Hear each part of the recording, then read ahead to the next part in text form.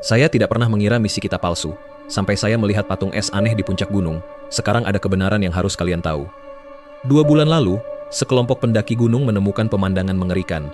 Ratusan orang membeku menjadi patung es. Padahal saat itu tidak turun salju. Yang lebih menakutkan, setelah mayat mereka diperiksa, seluruh darahnya hilang, seolah dihisap oleh sesuatu. Dan di tubuh mereka, muncul tanda-tanda dengan tulisan kuno. 2 bulan lalu kami menerima kasus yang sangat aneh. Ratusan orang tewas di puncak gunung. Tapi, tidak ada luka sedikit pun di tubuh mereka. Hanya saja di dada setiap orang terdapat tanda yang serupa. Jika diamati dengan saksama, bisa ditemukan bahwa tanda ini tampak seperti terdiri dari tulisan yang sangat kuno. Saat itu kami segera memanggil arkeolog terkemuka di negara ini. Setelah seminggu penelitian, ditemukan bahwa tulisan ini berasal dari masa awal umat manusia. Seharusnya merupakan simbol energi yang luar biasa. Yang lebih aneh lagi, seluruh mayat menunjukkan ekspresi wajah, seolah mereka sedang dalam kondisi bahagia. Tidak ada yang tahu apa yang sebenarnya terjadi. Mayat-mayat itu segera dikirim ke forensik untuk diperiksa penyebab kematiannya. Setelah itu kami menginterogasi beberapa orang di sekitar. Para saksi mata sepakat mengatakan bahwa saat itu mereka mendengar di langit ada suara guntur yang menderu. Di dalam suara guntur itu seolah ada suara manusia, seperti sebuah nyanyian kuno yang misterius. Membahana di bumi dengan 2 kalimat, hukum alam dipatuhi, ucapan menjadi kenyataan, menampakkan diri. Tiba-tiba, ketua tim yang berpengalaman bergumam, kenapa lagi-lagi 125 orang? Saya saat itu tidak mengerti apa maksud ucapannya. Ketua tim segera menyerahkan 2 berkas kasus kepada saya. Setelah saya membaca kedua berkas kasus tersebut, saya merasa merinding. Sama-sama di puncak gunung, sama-sama 125 orang menjadi korban. Insting saya mengatakan, ini pasti bukan kebetulan. Saya membuka dokumen dan memeriksa dengan teliti 2 kasus lainnya. Yang pertama adalah kasus patung es misterius di puncak gunung. Korbannya adalah tim pendaki yang sedang bertugas. Saat mereka mendaki gunung, mereka menemukan mayat-mayat aneh ini. Mayat-mayat itu membeku menjadi patung es karena kekuatan misterius. Setelah diperiksa oleh ahli forensik, mereka semua mati karena kedinginan. Tapi darah di dalam tubuh mereka semua lenyap tanpa jejak. Tidak ada cara untuk menjelaskan bagaimana hal itu dilakukan. Yang kedua adalah kasus misterius tulang hancur di puncak gunung. Kali ini korbannya adalah tim lain yang mendaki gunung. Saat kasus terjadi, tulang-tulang di tubuh mayat hancur berkeping-keping. Demikian pula kondisinya. Dari pemeriksaan tulang-tulang yang hancur, ditemukan bahwa sumsum tulang semuanya lenyap. Tapi ahli forensik pada tubuh mereka, tidak ada luka yang ditemukan sama sekali. Ingin mengambil sampel tulang, tapi tidak ada bekasnya. Sampai di sini, saya menemukan pada tubuh para korban. Semuanya memiliki bekas tanda yang sama. Jika tidak diperhatikan dengan teliti, itu adalah 4 karakter, orang baik, energi kebenaran, Haoren Zengqi. Keempat karakter ini sepertinya berhubungan dengan energi spiritual. Terutama seperti hukum, kata-kata menjadi kenyataan. Jika memang ada hubungannya, apakah di dunia ini benar-benar ada kekuatan sabda? Akhirnya, saya menemukan detail yang mengerikan. Tanggal pada dokumen sama persis dengan kasus saat ini. Hanya saja terjadi setahun lebih awal. Jadi, apakah akan ada kasus keempat? Berpikir dengan saksama, lalu menggambar tanda itu. Sambil menatapnya, ternyata memang energi kebenaran. Energi kebenaran orang baik. Detik berikutnya, tanda itu bersinar, membuat bulu kuduk berdiri, merasa seolah-olah sedang diperhatikan oleh sesuatu. Dan pada saat yang sama, sebuah suara terdengar di telingaku. Hidup ini penuh penderitaan. Apakah kamu tidak ingin pergi ke dunia yang sempurna? Tak sempat memikirkan hal itu. Pikiran itu muncul begitu saja di lubuk hatiku. 4 karakter itu muncul di benakku, muncul di depan mata. Sosok orang suci yang agung berdiri di atas segel. Para korban tersenyum dan melambai padaku. Menuju dunia yang agung dan bahagia. Bisa terlepas dari dunia yang penuh beban ini. Tiba-tiba sebuah tangan besar menepuk pundakku. Aku tersentak sadar. Ternyata aku sedang berdiri tepat di depan segel itu. Keringat dingin membasahi tubuhku. Karena jika sadar sedikit lebih lambat, aku hampir saja menjadi korban berikutnya. Saat itu juga, aku hampir yakin. 4 karakter ini pastilah semacam perwujudan keyakinan. Hanya dengan membacanya, orang bisa menjadi pengikut pelaku. Terjebak dalam jeratan. Beberapa hari kemudian, penyebab kematian para korban telah keluar. Aku tertegun membaca laporan kejadian tersebut. Tubuh orang-orang ini tidak memiliki luka sama sekali. Namun, otak mereka telah hilang. Bersamaan dengan hilangnya nyawa di kepala, sesuatu juga ikut lenyap. Jika melihat dari uang internasional, kasus ini terpisah.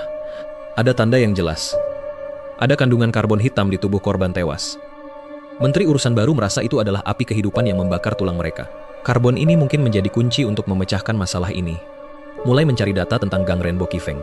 Hasil pencariannya nihil. Hanya ada satu analisis di postingan internet. Dikatakan bahwa kasus seperti ini biasanya dilakukan oleh sekte sesat. Mungkin ada hubungannya dengan suatu fenomena. Di puncak gunung Gangren Bokifeng, ada sekumpulan orang yang berkultivasi. Dan para praktisi ini mungkin hampir pasti melakukannya demi memunculkan kembali fenomena tersebut. Si pengirim postingan menyatakan pernah membaca buku kuno yang mencatat, Zuzi Baijia pada zaman dahulu semuanya berkultivasi. Jika ingin menjadi tubuh bawaan, Senten Tiger, mereka perlu melakukan pengorbanan. Pengorbanan untuk melengkapi esensi. Seperti 4 jenis akar yang kita tetapkan. Butuh 4 cara pengorbanan yang berbeda. Barulah bisa mencapai tubuh bawaan dan melampaui dunia fana. Darah adalah sumber energi. Mengeluarkan darah berarti mengorbankan energi. Tulang adalah bentuk tubuh. Membuang tulang berarti mengorbankan fisik. Jiwa adalah tempat kesadaran. Mengeluarkan otak berarti mengorbankan jiwa.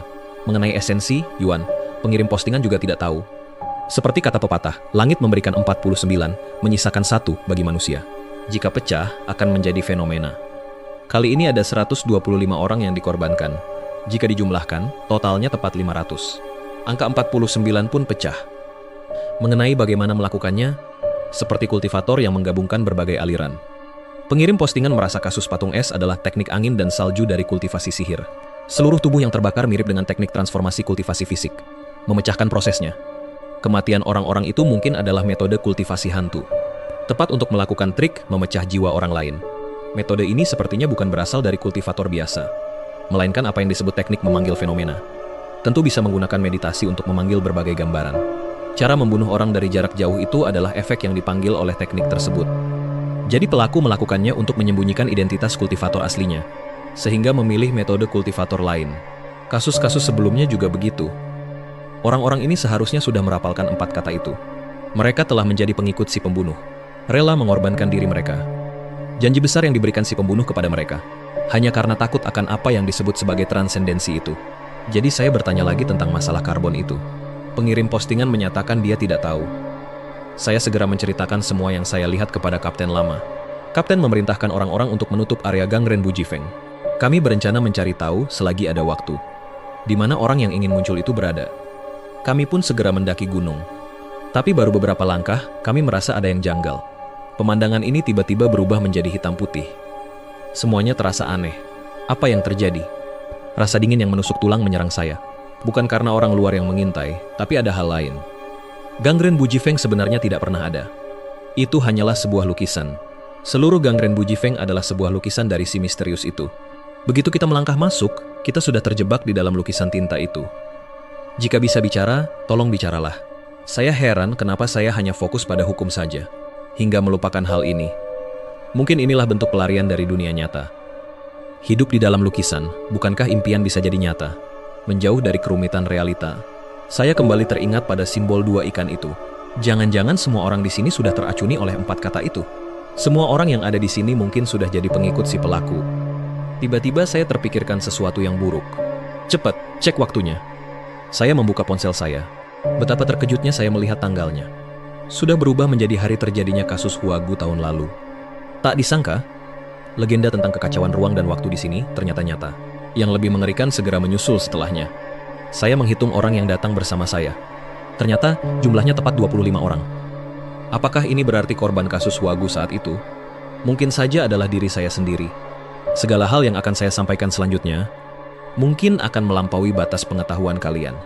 Saya pernah melihat sendiri tangga yang menjulang ke langit muncul di Gangren Bujifeng. Dan mereka yang pernah tewas bersujud di bawah tangga itu layaknya bayangan. Dari tangga itu, seseorang berjalan perlahan. Sosoknya samar-samar terlihat. Sepertinya pengikut aliran sesat. Saya sering menganggapnya orang suci. Kalian adalah yang pertama yang kami bawa turun. Saya bisa melihat tubuh kami perlahan berubah menjadi tinta hitam putih. Cahaya hitam putih memenuhi langit, berubah menjadi garis-garis, menjadi bagian dari lukisan yang merenggut nyawa kami. Ternyata ini adalah kertas aslinya ya. Dengan kemunculan harta karun baru, akhirnya semua kebenaran tentang siapa dalang di baliknya terungkap.